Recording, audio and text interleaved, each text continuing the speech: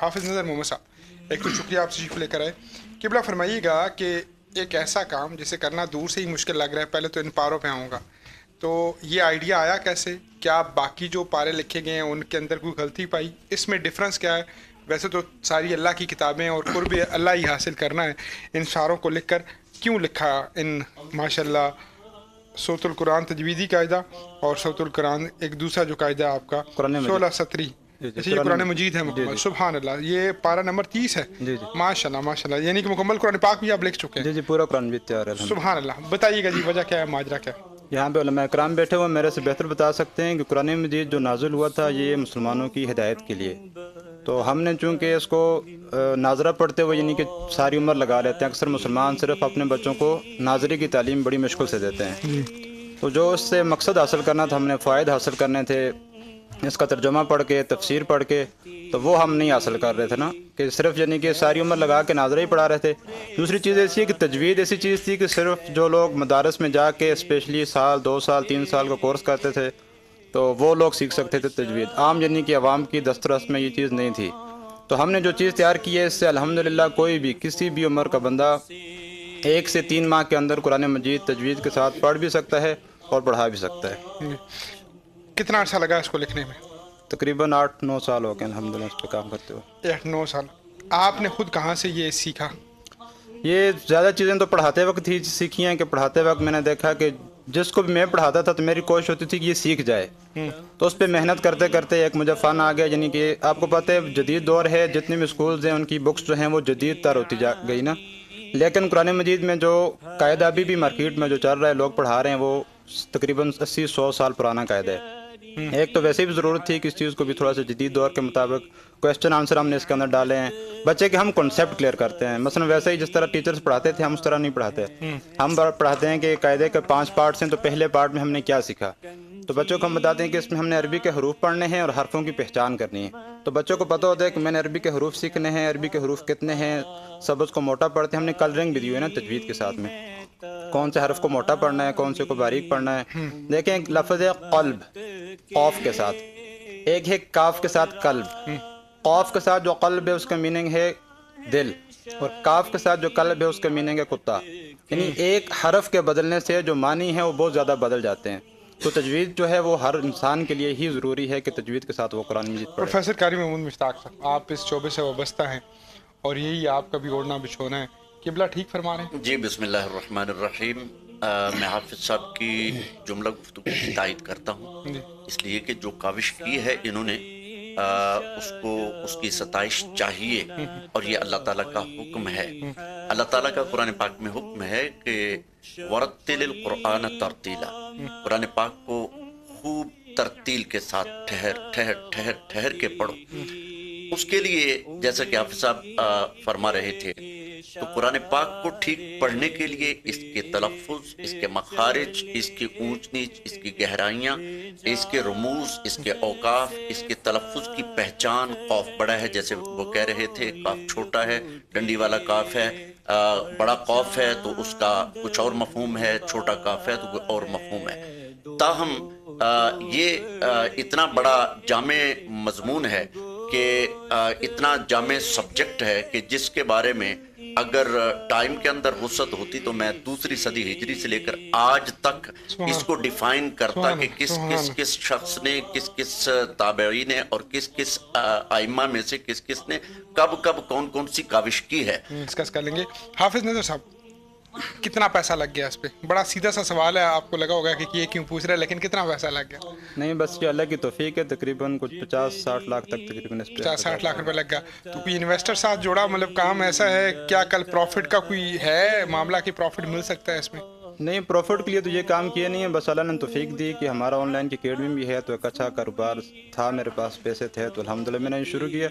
تو مجھے نہیں اندازہ تھا کہ اتنا خرچہ ہو جائے گا، لیکن 8 سال سے چونکہ مستقل ہم اس پہ کام کر رہے ہیں. پہلے قاعدہ تھا، پھر قرآن مجید کا بھی ایک آسان فارمولہ مل گیا کلرنگ کا، کہ جس کی مدد سے پورا قرآن مجید بھی لکھا جا سکتا تھا.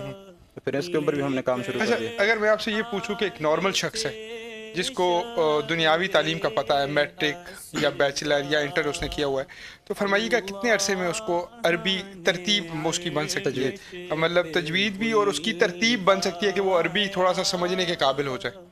ٹھیک اچھا سر، ایسے ہے کہ جتنے بھی ہمارے یعنی کہ صرف مدارس میں، یعنی میں نے پہلے یہ بات کی کہ جو کورس کر رہے تھے مخصوص انداز میں صرف وہی لوگ تجوید کے اوپر آ رہے تھے، عام بندے کی دسترس میں نہیں تھا۔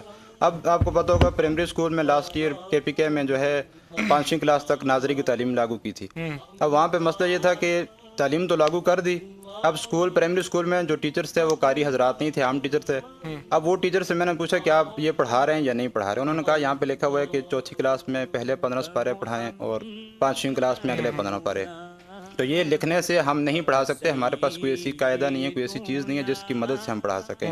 تو اس کے بعد میرا ذہن بنا کہ کوئی ایسی چیز بنانی چاہیے، تو اس کے بعد میں نے اس کے اوپر کام شروع کیا۔ تو اب یعنی کہ میرا یہ کہنا ہے کہ کوئی بھی کسی بھی عمر کا بندہ تجوید سیکھ بھی سکتا ہے اور سکھا بھی سکتا ہے۔ آن لائن بھی اس کا کوئی سسٹم آپ چلا رہے ہیں؟ جی ہمارے الحمدللہ آن لائن کی اکیڈمی ہے، صوت القرآن اسکول کے نام سے ہماری کتنے ویب سائٹ۔ پیسے لیتے ہیں مہینے کے؟ ہم نے کوئی فکس نہیں کی فیس، جو مرضی کوئی طے کرا۔ سبحان اللہ، سبحان اللہ، سبحان اللہ۔ اگر میں آپ سے پوچھوں، مطلب آپ تو خود لکھ رہے ہیں، آپ کو تو بہت ساری چیزوں کی ڈیپلی سمجھ بھی آ گئی ہوگی، کمزوری کیا ہے اس سسٹم کے اندر؟ لوگوں کو مائل تو کرنا ہوتا ہے نا ایک چیز، اٹریکشن۔ کیا کسی پاگل کو بھی یہ کنسیپٹ کلیئر ہو جائے، میں پاگل کا لفظ استعمال کر رہا ہوں، کہ میرے آقا کی زلف کے بارے میں اللہ نے کیا قرآن میں فرمایا ہے، کیا کسی تھوڑے سے دماغ استعمال کرنے والے کو پتہ چل جائے کہ وہ ما ارسلناک الا رحمۃ للعالمین کس کو بنایا گیا ہے، تو وہ کیسے ٹریک سے آؤٹ ہو سکتا ہے؟ پھر ہمیں ٹریک سے آؤٹ کرنے والے کون ہیں اور کیوں کیا جاتا ہے؟ لیکن سب سے ضروری چیز یہ ہے کہ ہم، آپ نے بھی بات کی کہ ہم کوشش کرتے ہیں رمضان میں کہ 1 سے زیادہ 2، کوئی کہتے ہیں میں 5 قرآن مجید ختم کر لوں۔ جب تک ہم قرآن مجید کو ترجمہ و تفسیر سے نہیں پڑھیں گے، چاہے 1 آیت پڑھیں، 1 رکوع پڑھیں، لیکن ترجمہ و تفسیر سے پڑھیں، کسی بھی مکتب کی پڑھیں، دیوبند کی پڑھیں، بریلوی کی پڑھیں، لیکن پڑھیں ضرور، تاکہ آپ کو پتہ تو ہونا اس پہ کیا لکھا ہوا ہے، کس چیز کا ہمیں حکم دیا جا رہا ہے، کس چیز سے ہمیں روکا جا رہا ہے۔ جب تک میرے ساتھ آپ لوگ پتہ نہیں اختلاف کریں گے یا میرا ساتھ دیں گے، پر میرا دل کرتا ہے اور کہتا ہے کہ کاش حکومتی سطح پہ نمائندگی ہو، قرآن پاک کا ایک ترجمہ ہو جائے اور اس کے اوپر حکومت پاکستان کی سٹیمپ لگی ہونی چاہیے، اس میں تمام جو ہے علماء کرام کو بٹھانا چاہیے، اور ایک بار 30 پارے ہیں تو یہ اس پوری قوم کا مسئلہ ہی حل ہو جائے۔ میں تو آپ کی بات کے ساتھ 100% اتفاق کرتا ہوں، بڑی مہربانی۔ اور اس لیے اتفاق کرتا ہوں کہ انہی اختلافات کی وجہ سے ہی، یعنی کچھ مفسرین ایسے ہیں جنہوں نے تراجم کیے اور ہم نے انہیں کہا کہ یہ ٹھیک نہیں ہے، یہ بے ادبی والا ہے، تو انہوں نے کہا نہیں ہرگز نہیں، ہمارے بہت بڑی ہستی ہیں۔ اچھا، وہی ترجمہ اٹھا کر کسی انہی کے بندے کو سوال بنا کر فتویٰ کے لیے پوچھا گیا کہ اس ترجمے کے بارے میں آپ کیا فتویٰ دیتے ہیں، انہوں نے کفر کا فتویٰ دیا۔ ہم آج بھی یہ مطالبہ کرتے ہیں حکومت پاکستان سے کہ پاکستان کے اندر اردو ورلڈ ہے پورا، یعنی یہ پاکستان ہے، انڈیا ہے، بنگلہ دیش ہے، جہاں جہاں بھی اردو ورلڈ ہے اس کے اندر اختلاف ہے، عرب کے اندر تو ہے ہی نہیں سوائے چند لوگوں۔ چلیں جی 10 بھی پڑھنے والے ہوں تو ہاں 10 بھی، کہ یہ پورا اردو ورلڈ ہے، اس کے اندر ایک ہی ترجمہ ہونا چاہیے، ایک ہی ٹرانسلیشن ہونی چاہیے، تفسیریں کوئی جو مرضی جس طرح لکھتا ہے وہ لکھے، اور اگر ایسا ہو جائے تو یہ مسالہ کا جھگڑا ختم۔ اچھا سبحان اللہ، ایک اور بات مجھے یاد آتی ہے، وہ کسی نے کہا کہ بسم اللہ الرحمن الرحیم کا میں نہیں کیا ہے، تو اس نے کہا شروع اللہ سے جو بڑا رحمان اور رحیم ہے، انہوں نے کہا نہیں، اللہ کے نام سے شروع، کیونکہ شروع میں اب اللہ آئے گا، پہلے اللہ آئے گا، باقی شروع ہم بعد میں لگائیں گے، اللہ کے نام سے شروع۔ تو محبت کا بھی ایک انداز ہوتا ہے، اور یہ محبت بھی ہے، تحقیق بھی ہے، لغت بھی ہے، لغت بھی ہے، مگر بالکل اس چیز کو بھی لوگوں نے مسلک کا جو نا ہاں آنسر دیا۔ لیکن ایک اور بات بھی ہے نا، محبت کرنے والے کا ترجمہ بھی محبت والا ہی ہوگا نا، اللہ اس میں اکبر، ہمیں اللہ اکبر۔ ترتیب سمجھنی ہوگی کہ جو جملے ہوتے ہیں نا، یعنی کہ میں کہہ سکتا ہوں کہ اٹھو یہاں سے، اور میں کہہ سکتا ہوں کہ اٹھے یہاں آپ سے، تشریف رکھیے، ہاں آپ تشریف ادھر تشریف اٹھے، ہاں ادھر لے جائیے، یہ بات بالکل آپ کی ٹھیک ہے کہ محبت کرنے والے کا ترجمہ۔ وہ ایک شاعر ہے، وہ کہتے ہیں بے عشق نبی جو پڑھتے ہیں بخاری، بے عشق نبی جو پڑھتے ہیں بخاری، آتا ہے بخار ان کو، بخاری، نہیں آتی بخار۔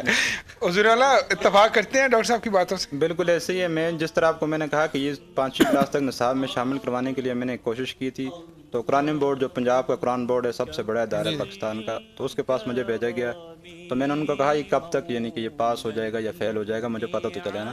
انہوں نے کہا ہم نے قرآن مجید کا ترجمہ دیا تھا، آگے بھیجا تھا قرآن بورڈ کو کہ ان علماء کو کہ اس کو ہمیں بتائیں کہ کون سے مفتی کا یا کون سے عالم کا ترجمہ سب سے بہتر ہے، جس پہ سب اتفاق کر لیں، کون سا ہم اسکول میں شامل کریں بکس میں۔ تو انہوں نے کہا 3 سال ہو گئے، ہمیں کوئی جواب نہیں آیا اس کا۔ اب وہ آئے گا بھی نہیں جب تک کہ یہ مطالبہ پورا نہیں ہوگا. یہ چیز وجہ یہ ہے کہ جو میں بات عرض کر رہا ہوں نا، یہ میں کوئی ڈویژنل یا محلے والی بات عرض نہیں کر رہا، میں تو ممالک اور اربوں لوگوں کی بات کر رہا ہوں. لیکن اس میں بھی ایسا ہونا ضروری ہے. اس میں پھر ایک اور مسئلہ ہے نا، ہم کہتے ہیں کہ ہمارے خلاف سازش ہو رہی ہے، مطلب ہم اپنے خلاف خود سازش کر رہے ہیں نا. اب 3 سال سے مراد ہے کہ اب پھر کوئی بھی ترجمہ نہیں پڑھایا جا رہا اس ٹائم، پڑھائے جا رہے ہیں. نہیں پڑھایا جا رہا، اسکولز کی نصاب میں نہیں شامل نہیں کیا نا، نصاب میں شامل. وہ اس لیے نہیں شامل کیونکہ پینڈنگ ہے.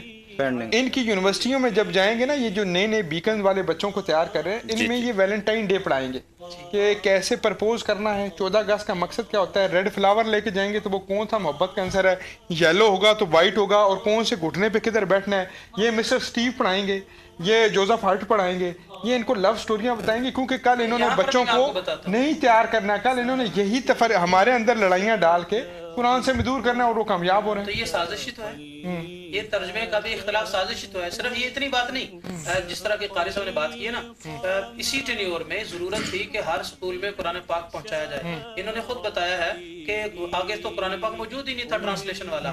گورنمنٹ آف پاکستان سے مطالبہ کیا گیا، جناب قاری صاحب ہی کے شاگرد ہیں ہماری ذیشان حیدر صاحب، ان کے ذریعے ہمارے پاس موجود تھے پروفیسر مسعود اختر صاحب ہزاروی ہیں یوکے سے، تو انہوں نے بھی اور دیگر شخصیات نے مطالبہ کیا کہ قرآن پاک سے کو نا ہر اسکول میں بھیجا جائے. انہوں نے کہا ہمارے پاس بجٹ کتنا ہے، 10 کروڑ. تو گورنمنٹ آف پنجاب نے یہ کہا کہ ہمارے پاس تو بجٹ ہی نہیں. اللہ اکبر، یہ اللہ، ہم قرآن پاک چھپوا کر 2 نالیاں اور 2 پلوں کا بھی بجٹ نہیں ہے. یہ تو اللہ اکبر. اور مسئلہ یہ ہے، مسئلہ ایک طرف سلامت رہو، سبحان اللہ سبحان اللہ. قبلہ پیغام کیا دیں گے؟ یہ جو جنریشن ہے جو مختلف قسم کی ایسی وارداتوں میں شامل ہیں جو اس کی ہوئی نہیں ہے، اسے معلوم ہی نہیں ہے کہ اس کی ڈائریکشن کیا ہونی چاہیے. اسے ایک آتا ہے ادھر کھینچتا ہے، دوسرا آتا ہے ادھر کھینچتا ہے. فیس بک پہ جاتے ہیں، ایک نیا مذہب مل جاتا ہے. ان کو سمجھ نہیں آ رہی کہ بیسیکلی ہے کیا اور ان کو کدھر جانا ہے. ان کے بارے میں کیا فرمائیں؟ سب سے پہلے تو حکومت پاکستان کو ایک ایسی اسلامک ریسرچ یونیورسٹی بنانی چاہیے جس کے اندر دیکھیں میرے سے بھی زیادہ قابل لوگ، بڑے بڑے قسم کے، جن کا 50 سال کا قرآن مجید کی خدمت کر رہے ہیں، تجربہ ہے. یہ ہمارے ساتھ بہت بڑا نام موجود ہیں ماشاءاللہ سے. بالکل بڑے عرصے سے لوگ کام کر رہے ہیں اور بڑی محنت کر رہے ہیں، لیکن لوگوں کے پاس وسائل نہیں ہے. میرے پاس تو چلنے کا دیا ہوا تھا تو میں نے یہ کر لیا. کئی لوگ ایسے مجھے بھی پتہ ہیں کہ جو میرے سے زیادہ قابل ہیں لیکن وہ کچھ کر نہیں سکتے، وسائل نہیں ہے، حکومت سپورٹ نہیں کرتی، بہت ساری چیزیں ہیں. اگر کوئی اس طرح کی یونیورسٹی بن جاتی ہے جس میں سارے فرقوں کے علماء بیٹھے ہیں جو دین کے ساتھ مخلص ہیں، سب بیٹھے ہیں، اللہ کرے بیٹھی ہو کوئی ایسی ایک چیز پہ، ہم کم از کم قرآن کے اوپر تو ایک ہو جائے نا. کون نہیں بیٹھے تھے؟ ملک صاحب میں یہاں پہ یہ گزارش کرنا چاہوں گا کہ یونیورسٹیاں بنے، کالج بنے، سکول بنے، کچھ کا کچھ ہو جائے، مگر یہ علامہ اقبال کے ایک مصرے سے میں اشارہ کرتا ہوں کہ بھٹکے ہوئے آہو کو پھر سوئے حرم لے چل. محبت رسول صلی اللہ علیہ وسلم کو رواج دینے کی ضرورت ہے. جب تک اس بات کو دل میں نہیں بسائیں گے کہ لا یؤمن احدکم حتی اکون احب الیہ من والدہ وولدہ والناس اجمعین، او کما